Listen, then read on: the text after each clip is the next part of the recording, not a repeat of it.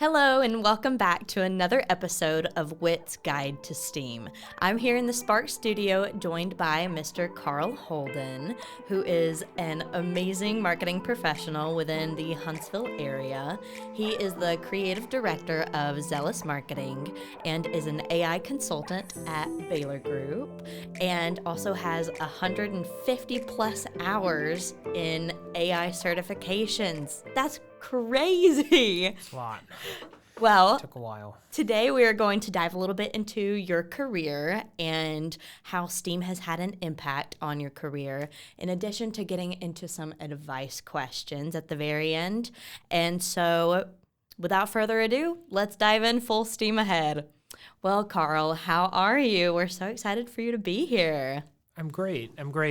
Other than the weather being kind of depressing right now, Oh my gosh. canceling the festival that just was supposed to happen and stuff. Oh, no. You didn't see that? No, I didn't. Yeah.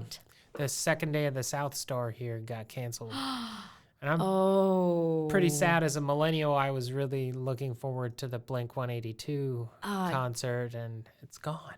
dang. Didn't happen. So a little bummed about that. But Yeah. otherwise, the fact that it's a Monday, well, everybody's got Mondays blues. But I'm having a good week so far. I've been just over at UH doing some speaking at some marketing classes on AI as well.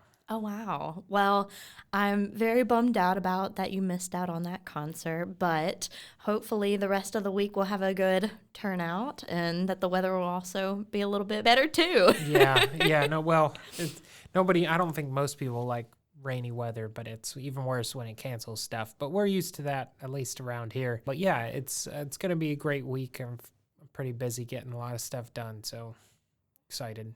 Well, awesome. Well, before we get started with anything else, why don't you just tell us a little bit about yourself? I know that's a bit of a loaded question. Sure. So I went to school here at UH, Oh, wow. which is next door to this building. Went to school for marketing and decided that I wanted to start an agency in about senior year, Okay. and met up with my now business partner, Craig Stoltz, where we started Zealous in 2012. And we really emphasized learning the Google ecosystem and helping businesses rank higher in Google. Okay.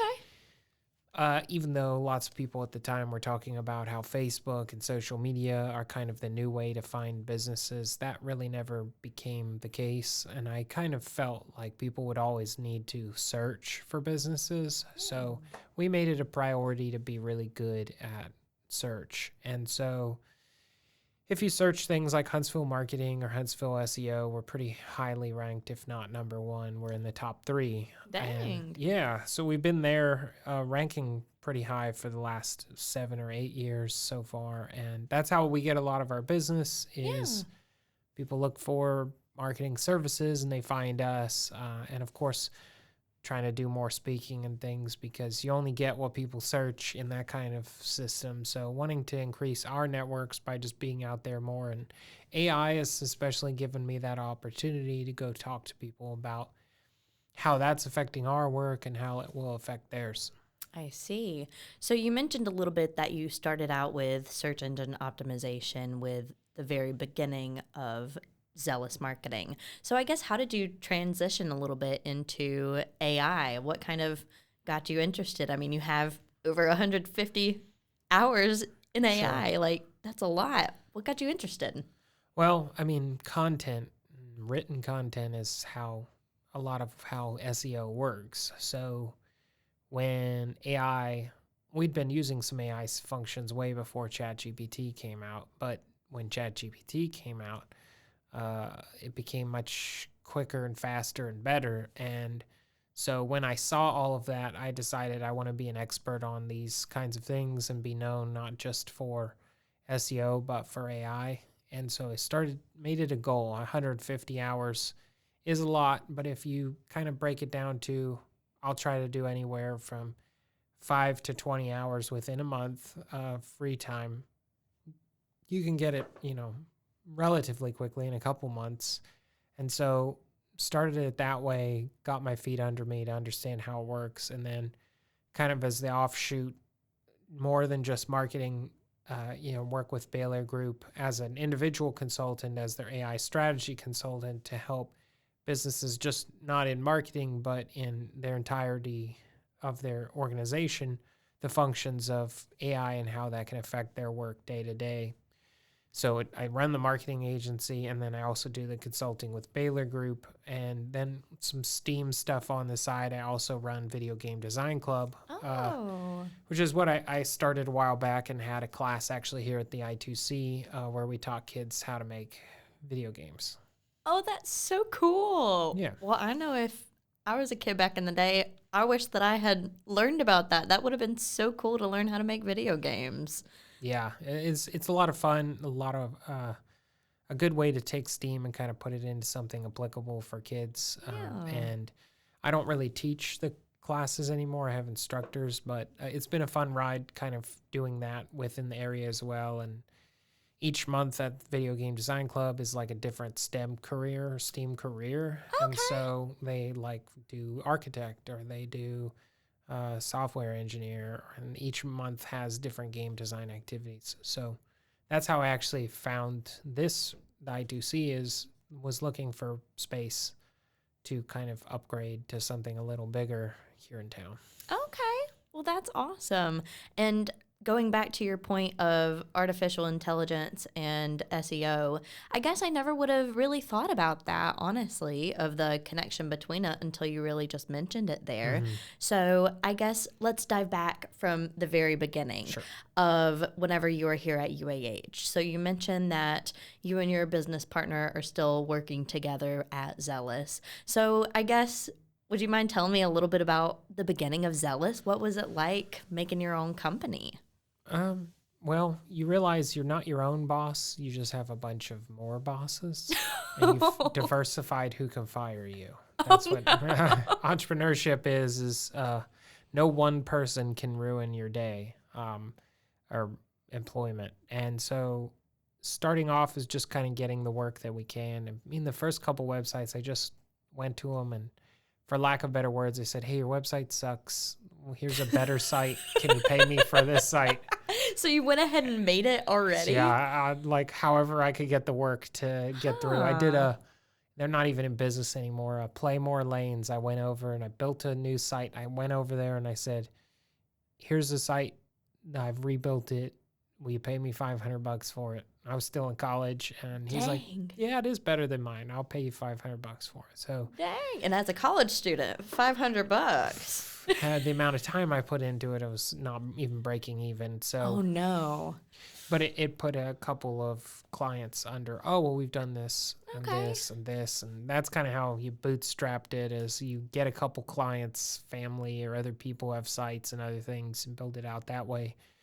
And then just getting out there and networking initially, while I was also trying to build our core Zealous marketing website to actually rank higher in Google to just get the work to come to us, had to build those out. So we spent the first 3 or so years just kind of getting some initial clients. And then about third or fourth year in, we were pretty high in the rankings, so we were starting to get business to come to us. Yeah. So a lot of it came down to Craig's initial connections within the soccer community and other things. So we brought in people that we knew through his network, and that was also a great way, other than just making a site, because not every site I made somebody wanted. They're like, "Well, why don't you just give it to me for free?" Well, because I put time into it. So between those two strategies of networking and just kind of cold calling, we built it out, and it's been what I'd consider successful. I pay all my bills with it. Wasn't the hustle to make you rich kind of scheme like they pitch on Facebook or TikTok nowadays, but also I know what you're talking about. we're honest, and so a lot of those people I don't think are fully honest with what they do for companies, so it's easy to make a bunch of money tricking people. Right. But we have tried to be as honest as possible with what we're providing and the services we have, and transparent about the results. And so far, in the last 12 years, I mean, I don't have a resume, so that's, I guess, a good thing that I am employed enough that, I feel confident we can continue to grow. So we've been doing good. We're at 40 something clients that we have. Dang. That's a lot of growth. Yeah, it's taken time. I mean, Yeah. as long as it's the, math of the incline line, that means upward. So Yeah. COVID and actually some of that scaled the business faster because people were stuck at home looking at Google and not having things to do. And so our business grew a lot in 2020 because there were way more searches online than there had been previously. And it, at least for us, was beneficial. So Yeah. that's where we're at now. Well, that's a very unique perspective, honestly, because I know that a lot of the time during COVID, from other stories that I've heard, it's been very hard on most businesses. But that's very interesting that it was beneficial for y'all, especially because most people were online and on Google, like you were saying. So that's very interesting. It is weird that like when the economy's not great, sometimes Yeah. we get calls too because people aren't just getting customers like they used to and they need help more with marketing.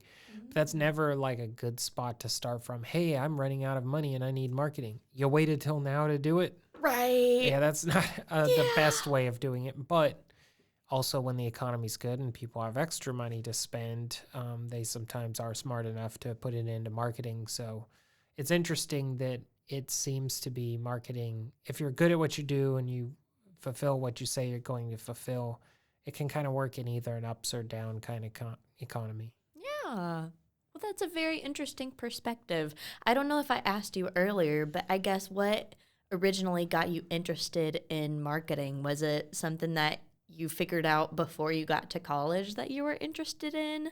Or was that something that just kind of happened? I kind of think I was probably always going to be an entrepreneur of some kind. As a kid, I came home with like money in my pockets, and my mom would be like, "What'd you do?" And I'm like, "I went and sold stuff to kids." Like I, at one time, sold a bunch of hacky sacks that I'd filled up a bunch of balloons with beans that saw seen in a book, and I sold it to kids. And so I think kind of knew I was always gonna like run my own business because I'm not the greatest employee. I don't like being told what to do when I think it's dumb, and that's partly why I had to get out of my government contract job because I didn't particularly like what I was doing, and I thought it was dumb, and I'd get in trouble for it all the time. And that's not to say that I'm just maybe bad at holding my tongue about what I disagree with. And anyway, I wanted to be a writer actually. Oh, yeah? Growing up, I wanted to write books and stuff, but my dad said, maybe you could take your passion and put it into something a little broader that has more opportunity for employment. Okay. And That's we pretty kind of good knew, advice. we kind of knew that entrepreneurship was something I was interested in. I like to draw and design. So marketing was, and I'm kind of combining all of those, marketing made sense. So that's what I went towards. And I learned a lot of different things in college, but the stuff I actually use at my job is a lot of like learning to teach yourself things, not just sit around. In college, you write a lot of papers, you do a lot of assignments, you do a lot of memorization, but the stuff like actually ranking higher in Google is not something you're taught at school. I guess my question for you is, how are you able to translate that? Like, I know you said that one of the things that you learned the most was being able to teach yourself. Did you always feel like you were able to kind of teach yourself stuff really quickly, or was it something that it was a little bit of like a harsh awakening after you got out of college? Oh, I knew before college I wasn't being taught enough. Mm. Um, kind of looking, because I would research companies and look at the jobs, and like, I'm not being taught any of these things they want to hire me for. Mm. And that's not necessarily UAH's fault or any other college. It's just actual work in an industry requires work, and I wasn't getting it. And I was getting the theories, and those are all great baseline things. But even back then, they were, we want to hire someone, new hire, but 10 years experience kind of whole thing. Yep. And so I just decided, I need to go find that experience myself. And so it was initially interviewing for internships and stuff, and nobody hired me. So the best revenge is to just make a marketing company and outrank all of them. So now I show up above everybody who said no to me, and that's the best revenge. Oh my is gosh. To be higher than any of those people in Google. So it's not any their fault, but they ask for it. So I love it. yeah. It's great motivation, honestly. Yeah. Well, so that's an interesting perspective, though. I hope they regret it. So Oh, give me a anyway. second. Apologize. Okay. No, you're good. You know who you are. You remember me. As you're looking at the camera. So they could have had a really great employee. That's what they lost out on. And So sad. It's all their fault. and that's the thing. Like their loss. I don't hire college graduates who send me resumes. I hire people who like seek me out and say, "Hey, I want to learn marketing. I've done these things." Our recent hire is like a 21-year-old kid who was like selling Facebook ads on his own and taking courses online. And came to me and said, "Hey, can you teach me marketing and I'll pay you money?" And I'm like, "No, you're going to come work for me and I'll pay you money." You have those kinds of people come to you. Yeah. And I've had a lot of people like that where, I'm looking for people who realize you can teach yourself stuff. There's lots of free things. YouTube is full. I mean, if people really applied themselves, I'd have more competitors in the area, but people just kind of think they need to be spoon-fed, like what they need to do. Yeah. And you just can't have the kind of success they're expecting to have by just waiting for it to come to you. Right. So I guess my question to you bouncing off of that is, what have been some good resources that you have found that have been beneficial to you to be able to kind of grow those areas that you felt like you weren't really taught? Sure. Well, again, YouTube is really big. Udemy.com, Coursera. Okay. There's some great courses. If you go to my website, Zealous, and you go to the AI marketing section, I have listed out all the certificates I've done, and like 70% of them are free. Oh, my college There you student go. ears are They're perked free. up. Yeah. Oh, dang. It's not like I spent a bunch of money. I think I spent maybe $400 total to get those 150 hours. Yeah. And only 4 or 5 of those were paid. The rest of them were free.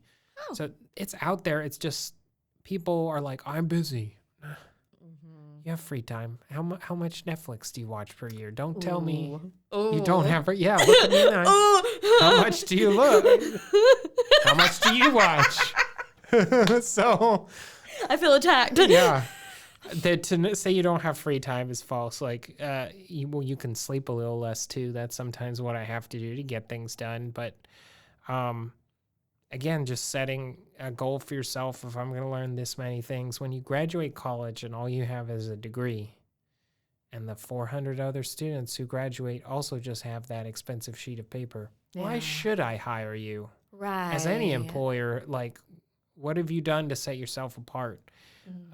The money to get college is not hard to get a hold of. Graduating college, for the most part, your first job is going to be the only one to ask your GPA. So your GPA doesn't matter a whole lot. They want to see all the things you've stacked as a professional before you graduate. And if all it is a college degree, then that tells me as an employer that you don't really want to learn more once you get to work either. You want to just do the things that were minimally required of you in order to get paid. And that's not exactly something that employers are looking for. Right. Well, that's a very interesting perspective to hear that, because I know that, each individual's college journey is a little bit different, but being able to hear that from the employer's perspective of, hey, you need to, showcase what sets you apart, showcase that you have the passion for it, because you may have been a very passionate student within those classes and may have had a high GPA, but how can it translate into a way that the employer can see it, that can set you apart other than just that sheet of paper? That's a very interesting perspective. Yeah. Yeah. So hopefully that helps people realize. And I think within STEAM and that pursuit of like trying to help people get within those 5 different things, the whole idea is like continued education Yeah. on those specific areas. And even within marketing, I feel like maybe other than engineering, marketing hits basically all of those, your Yeah. science, technology, arts, and math even. And I try to get away from math, and here I am checking a bunch of charts and looking at percentages and other things. STEAM really affects any kind of modern work nowadays, unless, if you want to do,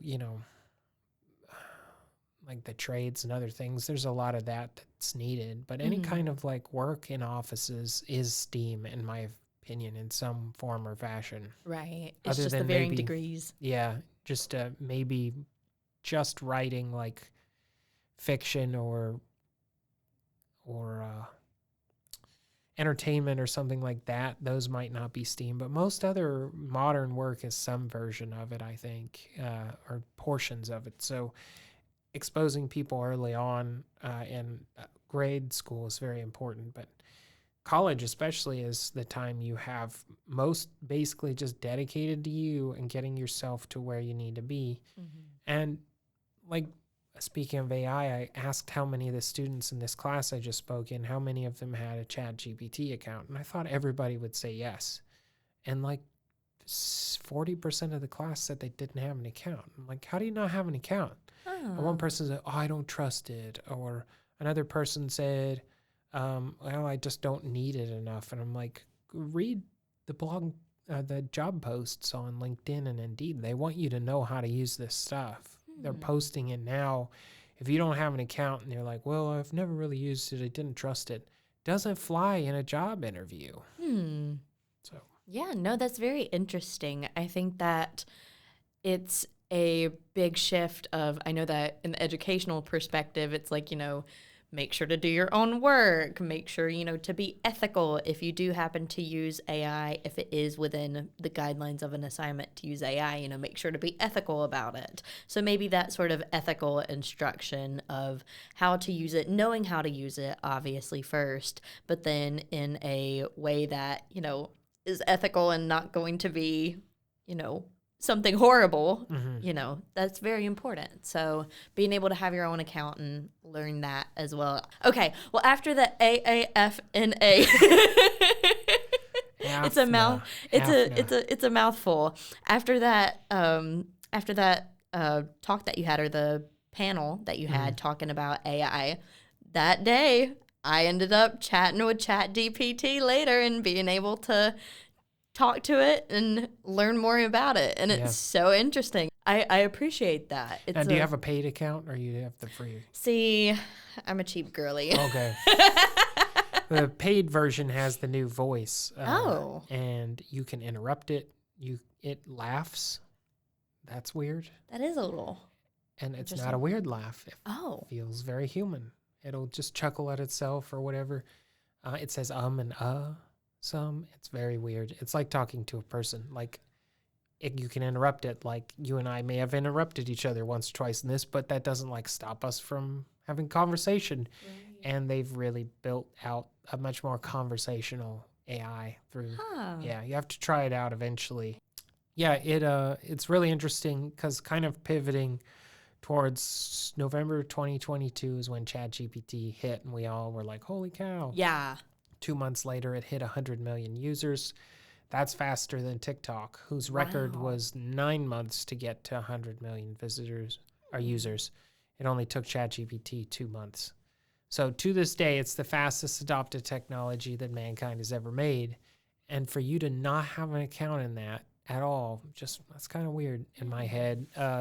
But anyways, when I saw it, I said, oh, crap, I'm going to have to learn like everything about this because this is going to upend marketing. Yeah. And that's really when ChatGPT hit, is when I made the decision. I'm going to take trainings every single month. I went to the Marketing AI Institute event in Ohio. I went to go meet and kind of network with people there, and then started taking courses online so that, at least in this area, that I could be viewed as an expert. Yeah. I don't not like the word expert, but somebody who has more than normal amount of knowledge on a Yeah. thing, because I want it to benefit, my clients, and I want it to benefit businesses here. Right. Yeah, and so I'm also on the Huntsville AI task force Okay. that the mayor organized about a year ago as well, where we talk about how we incorporate these things. There's going to be a website that will be launched from that. Actually, Meister, who they volunteered to build it, that work out of here at the I2C. They've been working with RigVid on that to kind of get it launched, and they made a logo for it, which is really cool for Ooh. their kind of student age, and helped a little bit, but we're kind of working on the site, getting things together to announce more to the city the initiatives that we have, so that, because Huntsville, we were really known for working to help get to the moon, but we did that. So what are we going to do next? Right. So for the U.S., the AI is sort of the new moon. Whoever's going to win that like AI race, and whoever gets the best AI is going to be economically most advantaged from doing that. So the U.S. is not just as a commercially, but also as the government is putting a lot of effort into the incorporation of it, and not just like the rulings and laws around it. So some of the consulting I've done is on the 20,000 word AI executive order that President Biden put out in October of last year. Yeah. I just spoke at the National Cyber Summit on the last year, and it's the only executive order in a long time that they did every single requirement. We're talking about a 20,000 page document that the United States did everything it said it was going to do. We're not exactly known for getting things done on time. And they did everything in that executive order. And I'm just trying to bring to light, even in the government, it's saying, here's how we need to learn how to use AI, not how to not use it at work and use the excuse that it's not secure. That's not what that document says. So kind of looking at those things, and then learning like better, like how to apply it to other businesses. I wrote a book. It's on Amazon if people want to check it out. It's called The Trust Framework, and it is about helping businesses ethically implement AI that doesn't freak out their staff. That's very interesting. I think that is a great point of being able to ethically use AI in a way so that, the staff, or, people who may not be as comfortable with it, like you were saying, only 40% of those students said that they had a ChatGPT account. It's still something that some people may be a bit nervous or wary of, even though it does have great benefits. So being able to have it in that sort of way that can be ethical and easy to understand is really good. So I definitely will check out that book. Awesome. It sounds very interesting. And so we talked a little bit of how AI was able to, or in the more recent update, be able to, I think you said it was an update, or it's the paid version or something, where it is able to chuckle and laugh and be able to do all of the ums and uhs, that sort of thing. I wonder if in that sort of programming, if the sort of artsy perspective of understanding human behavior and human sort of language, that sort of stuff, I wonder if that was kind of studied or taken as a bit of a precursor to have that be integrated into that program. Yeah, so I don't know. When people say it took the whole internet and they trained ChatGPT on the whole internet, they wouldn't have. There's not enough money in the world to actually do that. The internet is quite large. They really did the math. They needed like 0.00001% of the internet to actually get it to where it is, and that's tens of thousands of. Gosh, what was it? I think the first version of ChatGPT was about 100 gigabytes size, but they dumped, several libraries worth of media into it, paid, not paid, for stuff that's not exactly their content, which is part of the issue, but a relatively small amount of human knowledge was actually needed to get it to do what it's doing. Just kind of crazy. And the reason that it's, getting better every single time is that they're able to dump more on it and make sure it doesn't like freak out or hallucinate, as they say, and create better patterns. And training within that is understanding, especially recorded voice and stuff, where I may say or when I laugh and what a laugh sounds like, and all of that kind of training when it comes to audio. You put enough of that stuff in there, it's going to kind of learn the patterns around that, because for right now, AI is still just mostly a very complicated pattern recognition, pattern spitting out machine. It doesn't make any decisions yet, thankfully. Yeah. But if you train it on a good chunk of human knowledge, it can guess what, a phrase or even a paragraph is basically looking to do, and kind of build out what it says to that. It's all just the math and stuff. The T in GPT is transformers, and encodes everything, uses a hidden layer of neural network similar to our brain to make decisions, and then has output, and it decodes it and gives you whatever output you're looking for. Because, and I was saying this in the classes, AI still can't read. Computers can't read. It still needs to be numbers. It still needs to be patterns. And it's broken down into things called tokens. A word or half a word is a token, and each token has a unique number. And then if you run the math on all of that, you can see mathematical patterns in words. That's how AI works. Interesting. That's a dumbed down version. No, I appreciate that. For just us normal non-AI engineering people, for us to understand, they just take tiny little chunks of words and turn it into numbers and then run the patterns on that. And you talked a little bit about hallucinating. Would you mind talking a little bit about what that is? Sure. So unlike previous programs, when a computer didn't know what to do, it broke. Like, it would just, the code wouldn't work, right? And now ChatGPT, and the way that it's taught is it's to complete its pattern, even if the pattern isn't correct. And therefore hallucinations are it just making up answers, which funny enough is what humans do. If we don't know the answer, we make crap up. And that's really what it does, is if it doesn't have an answer, but it still knows you're expecting one, unless it's trained inherently to say it's unclear, or sometimes sometimes have ChatGPT say, I'm not really trained on that subject, but that very rarely happens. You almost have to ask it like nonsensical non-words to get it to say, I don't really know what you're talking about. Otherwise, it will, for the most part, just give an answer, even if it's not true. And that's called a hallucination, where it will just kind of go off the rails.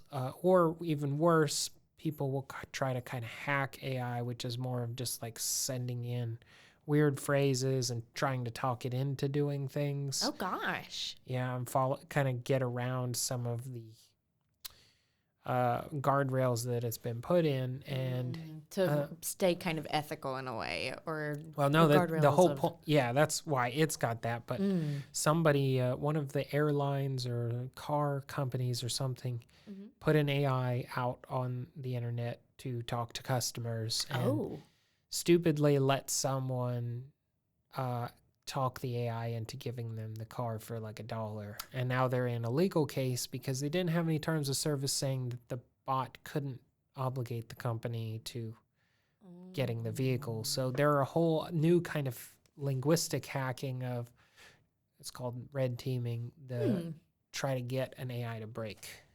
Dang. Yeah. So you, as AI companies and all of these, they have to try to put these guardrails around, but people have even recently broke the most recent ChatGPTs. If you poke it enough, it'll eventually do things that you wouldn't necessarily want it to do. Like, you can't ask ChatGPT to make a bomb or tell you the ingredients of a bomb. But a while back, they said, well, let's just say hypothetically, and they took it on this weird course of, let's just say if in this fictional world or whatever, someone was building a bomb and they had similar thing, and just kind of get it to work around the fact that it was told not how to make a bomb. And That's this whole other weird reality we're in, that hacking isn't just numbers too. Now it will be, how do people get around these linguistically based AIs through wordplay. But the better they get, the less that will probably happen. Yeah. Huh. That's very interesting to hear about that, of the hallucinations of it just making stuff up and the workarounds and stuff. I guess I never really, as a someone who is still kind of new to it, I only saw the written language of it, and I guess didn't really think that much of, well, it's just mostly numbers and numbers on the back end, but then it's more of the pattern recognition. So that's very interesting. I guess if you would maybe tell me a little bit more about what specifically you do with the AI consulting Sure. at Baylor Group, I think that'd be really interesting to hear about. Sure. So I met Sonia Baylor a couple years ago, and we have been talking for a while, and then this has just really come into fruition with the last 2 years or so with ChatGPT, and we saw opportunity to work together to get this in front of more businesses. I had started to write my book because a lot of people were just didn't have rules at their work. Some people, if it wasn't allowed, they just have it installed on their phone and ask, questions of, my boss needs me to write this. What should I do? A BYO AI kind of thing, bring your own AI.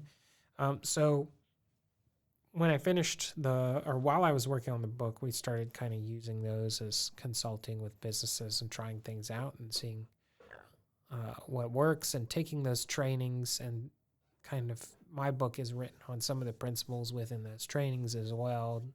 IBM and Microsoft kind of have frameworks, and trying to put it all in one place with the trust framework, which is an acronym which you can look up. But in the last year or so, we've worked with some companies, like doing a training over at Redstone Federal Credit Union, and then some internal trainings with other companies to implement that framework in the organization. The U stands for user. So you want it's technology, risk management, user strategy, and training, and that's all surrounding the user, the person. Mm-hmm. And how do you create all four of those things to kind of support the human in the organization, and how does AI affect that? Yeah. And in a way, again, that doesn't freak people out, because Right. the reality is the job that James and Terry used to do, the tasks in which they're assigned may have to change. As if AI can do James' job, portion of his job better, and does portion of Terry's job better, do you just let them keep doing what they're doing, or do you allow AI to help them redo and focus on more cognitively important things? Because there's a lot of work that we all enjoy doing because, oh man, this is easy. Yeah. I love copy and pasting stuff in a spreadsheet and getting paid for it. We all do, right? Right. The fun, dumb work that we've all gotten to enjoy is going to start to disappear. That's not exactly a great thing to realize, but you're copy and pasting from one spreadsheet to another, or proofreading, or those kinds of things. Less and less of that is going to be given to us as tasks at work. And so as an organization, government or not, we have to kind of help people bridge that gap, understand AI, not be intimidated by it, understand what they can or can't use it for, and then how do they implement processes in their organization. One of the things we encourage companies to do is create an AI council in which everybody in the different organizations get together once or twice a month and talk about what currently is the kind of status of AI within that organization, pilot out some projects, get a couple of easy wins that aren't like legally weird or anything, just like, well, we can start using it in the marketing department. That's one way many companies start. And then IT, maybe they can use it to change up the way that they report to the rest of the company, all the different issues, etc. So helping them kind of create some initial wins, and then creating a rule set for the company to know entirely what aren't allowed to use, and the rule set of, and then those people leave and go back to it, and they're kind of the representatives organizationally. And a way of doing that where you kind of diffuse it throughout the organization is helps people kind of realize, well, this is the new normal. It wasn't Right. the whole remote working thing we were going to have to worry about. It was what happens when computers can do some of our work. That's Yeah. the new normal that we're actually facing. Right.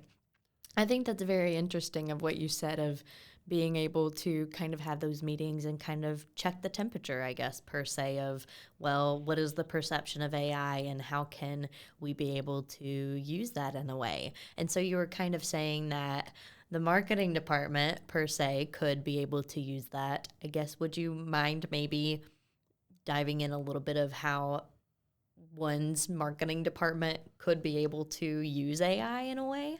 Sure. I mean, it would be similar to the kinds of stuff we do for clients, creating and writing content for your website.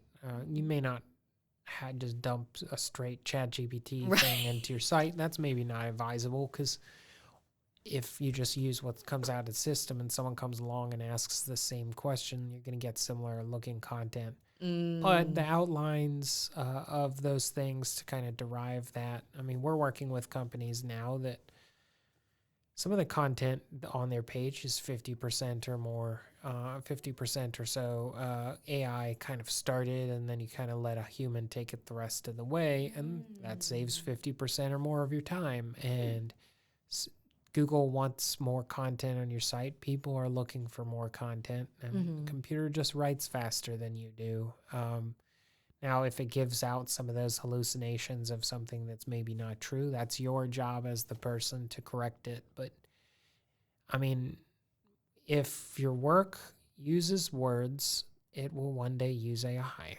So what if your work doesn't use words? Well, then that probably won't use AI for now. But it's also getting good at math and other things. So that's, I think, the big thing is like creating content, obviously doing some of the back end SEO analysis of like how the site is structured, those kinds of things. Emails. I mean, we're in this weird world of maybe one day AI will be helping us write our emails, long emails, and then you send it to somebody and they use an email to shorten your email, or use an AI to shorten your email. And you're just spending a bunch of time making AI stuff for you to decode and encode and decode to each other to just communicate. And that's already happening nowadays.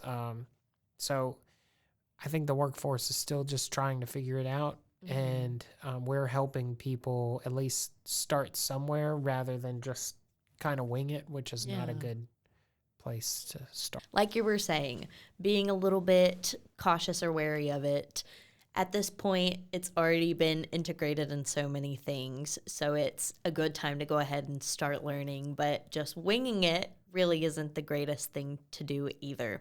I guess, why don't you tell me a little bit about why do you think that people may still be a little bit cautious about AI and its incorporation within the workforce per se, or just in general? Sure. Well, AI is not going to take your job. People who know how to use AI will take your job. And I'm not going to take credit for that quote. Lots of people are saying that. It's a good quote, though. It's a good quote because if you think about it, let's say you've got two people, one person who's pretty good at their job and one person who's okay at their job, but pretty good at their job doesn't use AI and okay at their job does. If okay at their job becomes pretty good at their job after they add that increased productivity with AI, past the amount the person who's just pretty good on their own, who wins? The person who's just okay. And that's the thing, is that AI, and there's studies that have been done that shows that it makes mediocre work better. And then really good people marginally better, but still better. And so, and then we're talking like MIT and stuff doing these studies, not just some AI company to sell more AI. Right. It's adding to people's capabilities. Why they're afraid of it, I think, is exactly why we are afraid of other things, the internet and, that kind of stuff. The problem is AI improved much faster than we're normal to, so it kind of freaked people out. Yeah. I liken it to that It's an old SNL skit. Will Ferrell comes born out of a grown man out of a woman. And it's super awkward. You should watch it. Just watch, Will Ferrell as a baby. And he comes out and he's like, it's hot in there. And you're like, it's Will Ferrell and he's got chest hair and it's like a real grown man coming out of a woman. It'd be very alarming. But that's what AI kind of did to us. In 2 years, it's passing the bar. Like can you imagine a 2-year-old baby passing the bar? They'd be claimed as the smartest human in the world. Yeah. So that's kind of alarming to people. And so, of course, there's a certain level of distrust. But Pandora's out of the box. We're not going to just, you know what, everybody? Let's just all delete the AI stuff. Everyone, just delete it off your computers. Nobody's going to use it. And we'll go back to doing all the work by ourselves. Said no one ever in the future. Right? Right. So it's out. And so if you don't like it, I'm sorry, you're going to struggle to be employed in the future. And that was me, my come to Jesus moment or whatever with people of you're not going to be able to avoid it at work. The job applications say know how to use Adobe Acrobat, Canva, ChatGPT, Claude, like these job postings all out on the internet, especially in marketing, ask for you to know how to use this stuff. They've already recognized it's useful. So there's really not any going back unless for some reason every country in the world just outlaws it. And we haven't seen that. The European Union has put some pretty strict laws with AI usage, and now they're super far behind in a lot of the technology.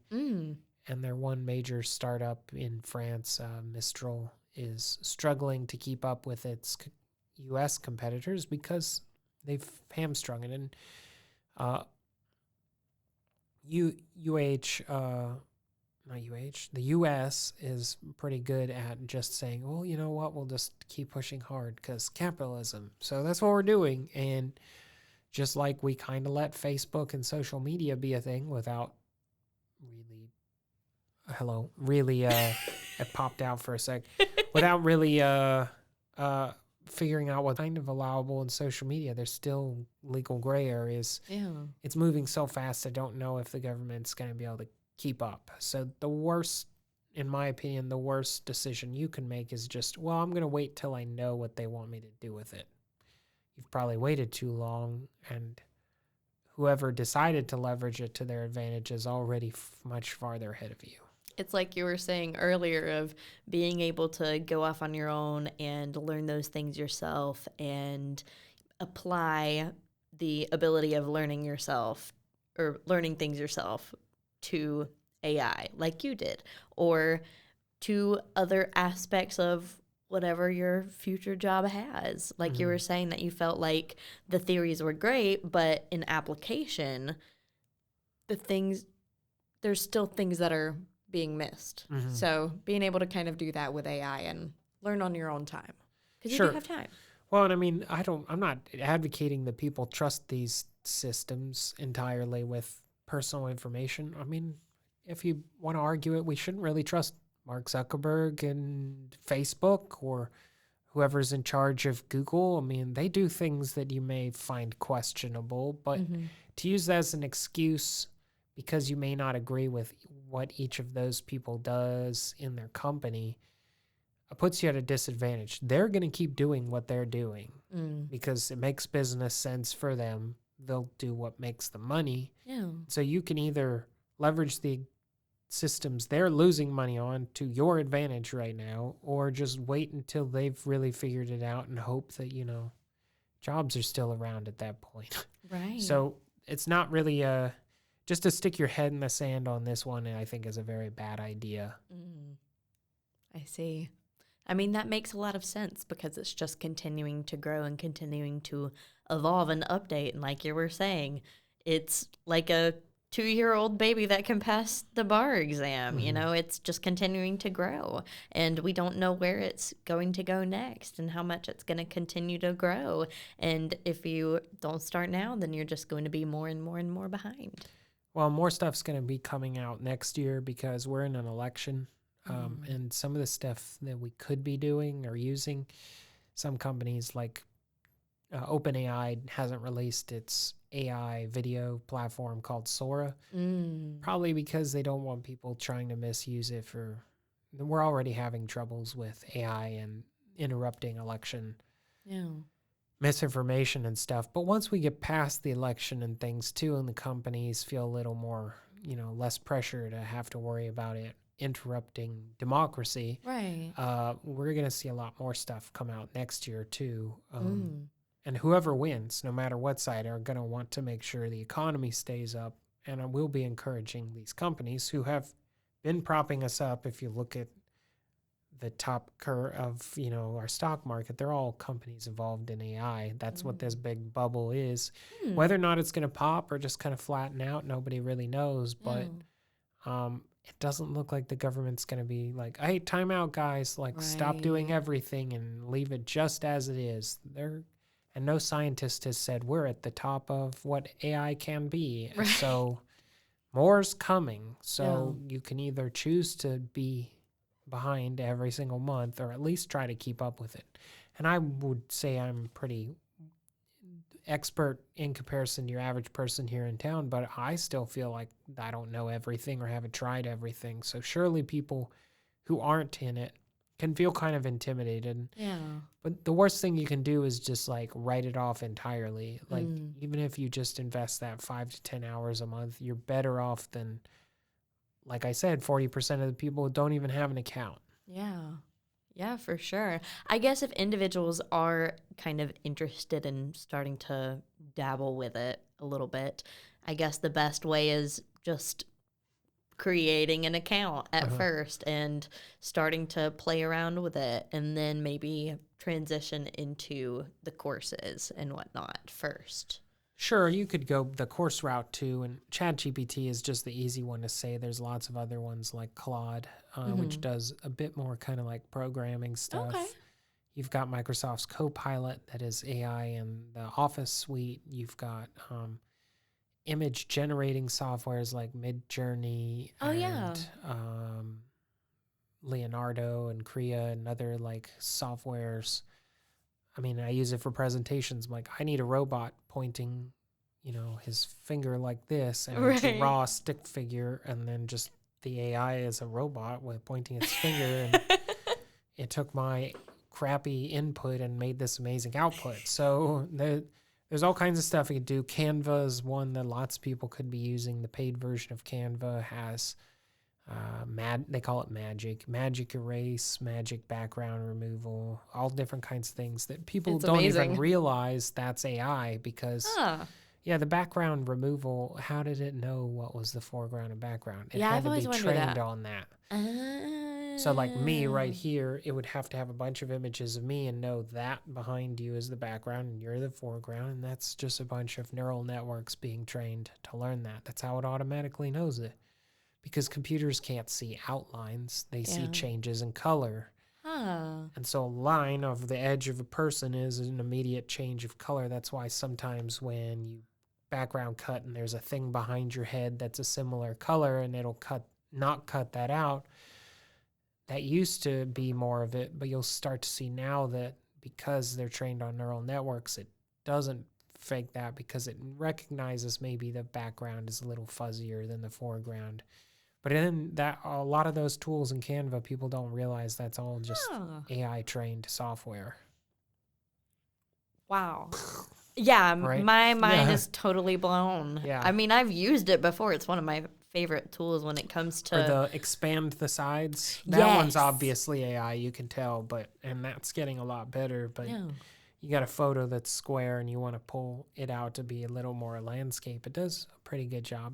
It's hit or miss, but I mean, the fact that you can even do that is really only like 2 or 3 years old. It's pretty cool, though, honestly. Yeah. So, we talked a little bit about your career and whatnot. Is there anything else that you would like to talk a little bit about in regards to your career, or anything that you think we might have missed chatting about?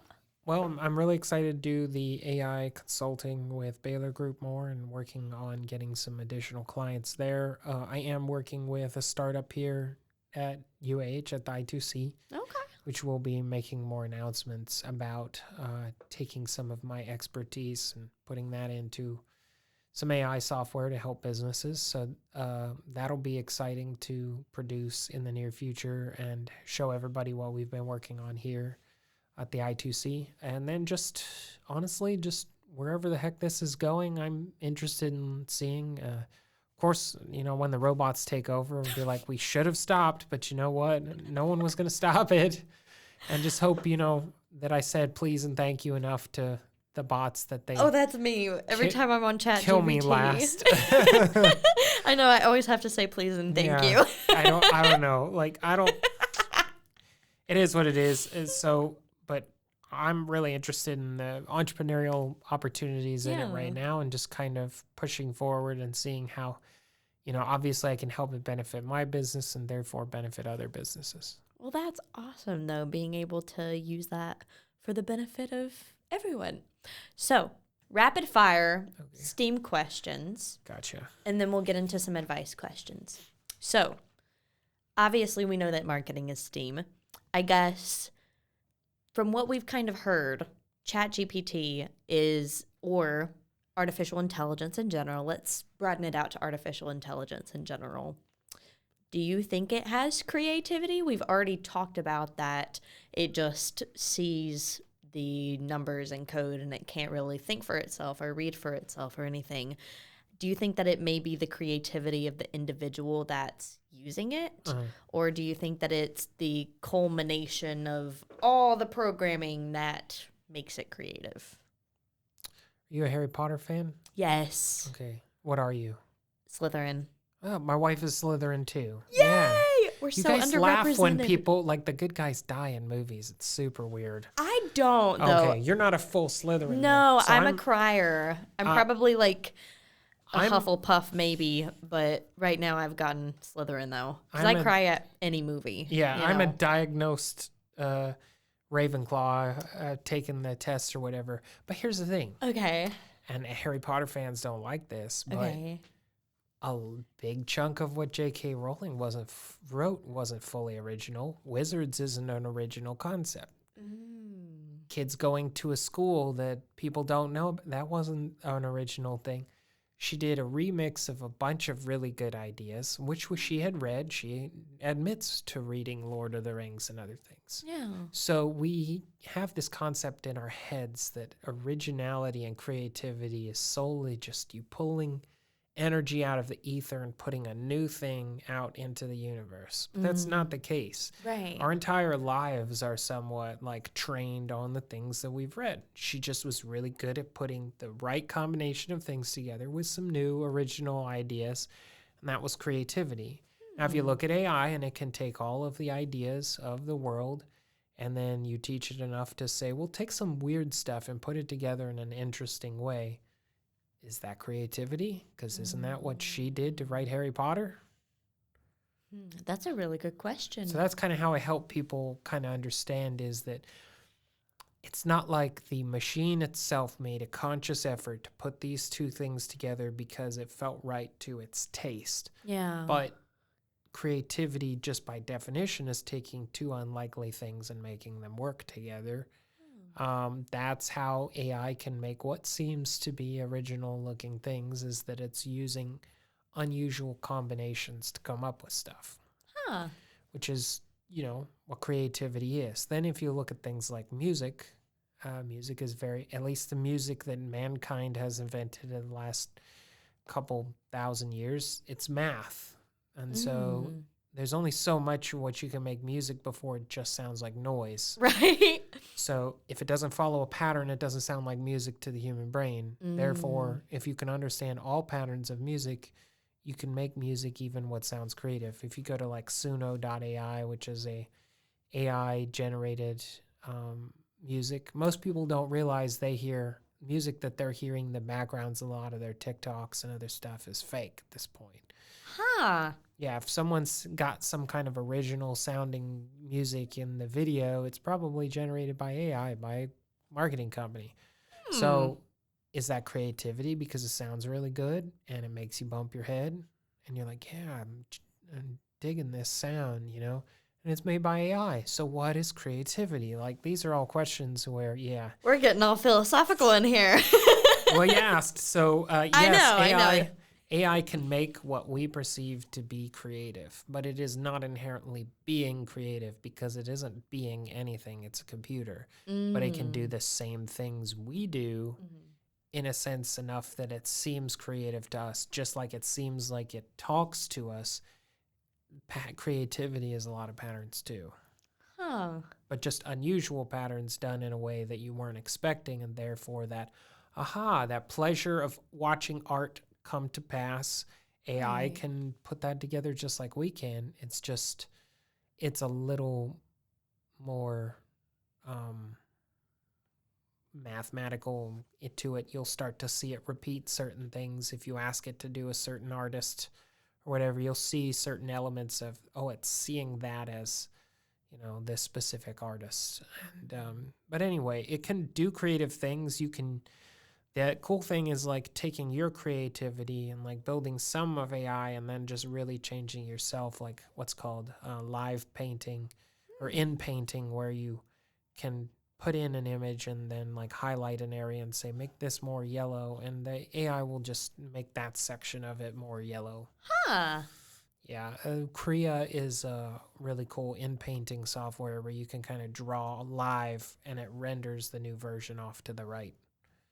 That's Which, really interesting. for social posts and stuff for clients, if you really like this photo but you hate this cloud that's sitting up in the top right-hand corner of it, erase it with, Canva, or put a card floating up there. Like a Harry Potter thing. Like, it's up to you. But you couldn't have done that. I can't draw a car. I can't easily erase a cloud out of a picture. But AI can do those things. So I'm using my creativity in a way that it allows, again, I'm a novice in art to take me to intermediate level, whereas an artist, AI is maybe only going to be able to do certain things for them. Huh. So kind of like what you were saying before, it can be beneficial, but just in varying levels based on your degree of expertise within that certain area in a way. Yeah, I mean, really good artists who have a very specific style. I mean, AI can give them ideas and things, but unless it's been trained on their stuff, which is part of the issue, like they can't make a specific piece of art look like their art style directly. But then there's been some artists recently that have complained that if you type their name in and then say this kind of drawing, it's one thing for these artists who've been dead for a long time, but those who are still alive start to see kind of the way that they draw stuff out showing up in these AI. Oh, yeah. They're obviously upset about that. Right. So it's a big question, the ethics of it all in a way. Yeah, and we don't exactly know until the courts make some decisions on who to side with. Yeah. Right now, they're not siding with a lot of the artists, which have people alarmed. It all comes down to fair use. If you can train your data on publicly available stuff, then does that fall within fair use? Or because a human can look at your art and make a painting that might use some of the elements. So their argument is, why can't a computer do that? The argument would be a human can only look at a couple dozen art pieces to kind of look at and try to copy, but a computer can do it at scale, and produce it much faster too. So nobody has all those answers. Yeah. That's not exactly a lightning answer. No, it's okay. It's okay. It's okay. So I know we've mentioned a lot of AI in here, and I'm sure we might have some students listening. So how can students use AI in an ethical way? Obviously, don't have it do all of your work for you, because then you're going to get flagged for it and whatnot. But what is a good way to have students maybe kind of use AI ethically? And that's a hard question. It's a loaded question.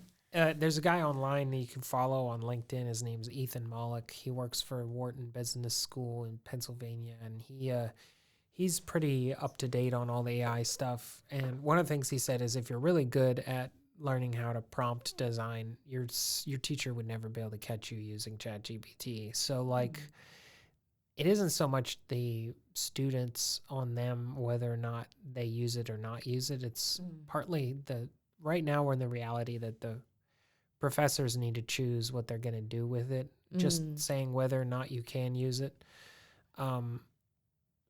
So for students, what I'd say is, at least at this point, AI is producing stuff that does seem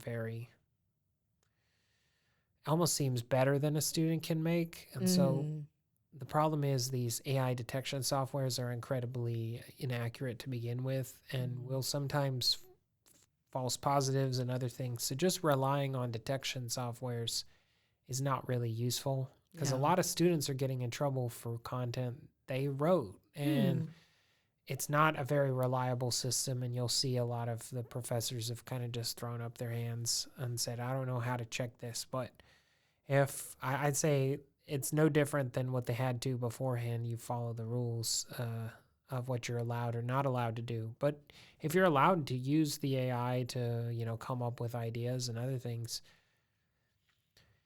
if you say, well, I'm not going to use it because I don't trust it, but 90% of the rest of the class is using it because they were allowed to, are you going to do very well compared to the rest of the class? So use it when you're encouraged to, because jobs are asking for it anyways. Then of course don't cheat, but like if it's allowable, then at least try it. Yeah. It's there's so much of it is free. Right. So for you to not use it is to also say, well, I don't have access to the internet. Come on. Everybody, at least going to college, has access to the internet, so you have access to AI. Yeah. So. Very interesting perspective. I like it. Do you have anything else sort of STEAM related that you would like to talk about, or? Sure. So with STEAM, I think the interesting thing is you've got the science, technology, all those different things. People say, should I be a jack of all trades? That's a good or question. should I be good at one thing? And kind of what I've come to is, first of all, jack of all trades, master of none. The whole phrase was jack of all trades, a master of none. It's still better than a master of one. It's actually the whole phrase. They cut it out, which turns the whole phrase on its head. And that it is saying that it's okay to be a jack of all trades, because if you're really only good at one thing and then they need you to do anything else, you're not useful. What I encourage people to do is to kind of view their skill set as a bell curve. There's a certain spectrum of things that you should be able to know how to do. The middle is like the thing you should be really good at, and then kind of falling off that, those things related to it maybe are less. And then there might be things you don't know a whole lot about, but you can at least know something. I think individuals who sort of have that bell curve of capabilities, which goes across the whole spectrum of STEAM, teaching yourself new skills never hurt anyone at all. Ever once. Right. Learning new skills has never been detrimental to people. Over watching Netflix or rewatching the same movie that you've watched again has no benefit. I feel hurt again. Hey, I watch Netflix too. The rewatching the same thing over and over again. I feel that. Right, but like we say, well, I just don't have time to do this, and then we make time for things we really don't need. So. And we're all allowed to have a certain amount of happiness. If that brings you happiness, great. But if you use it as a crutch to, I'm only going to do the bare minimum, well, then you're going to get out of life the bare minimum. Right. That's a good point. I like that, of the adding on to that phrase, because I have only heard a jack of all trades, master of none. I didn't know the rest of that phrase. So it's a very interesting, unique flip on its head in a way. So we already talked about how AI can be creative.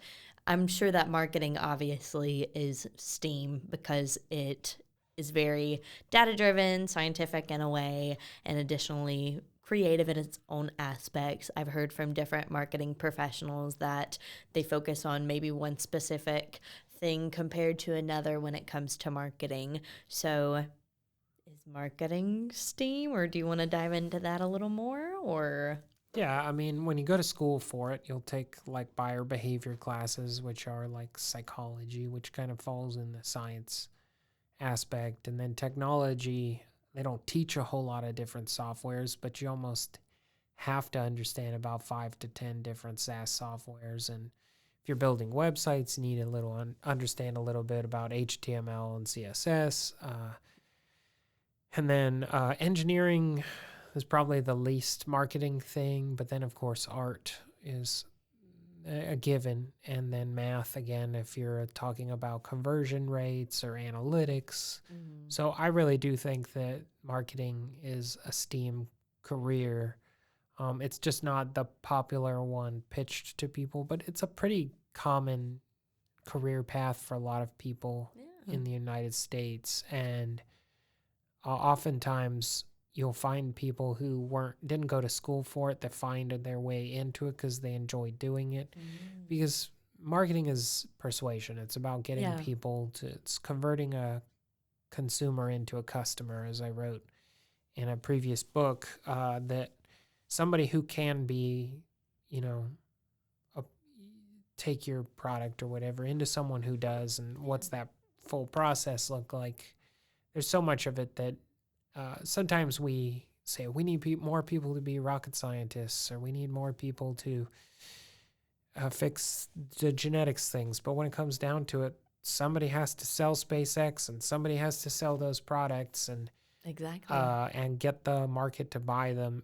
And there are a lot of companies who build a great thing and then nobody hears about it. Right. So, of course, as a marketing person, I'm going to defend that it's something that needs to be done. And you go to incubators or to business networking meetings and stuff, and everybody's pain point is always, nobody knows about what I do.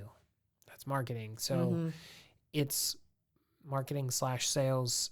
It's something everybody needs, but I think a lot of organizations kind of wait till the last minute to formulate what they're going to do about it. And that's never really worked out for people. So I, of course, defend it because it's my career, but I do believe, especially schools, we put marketing just in the business.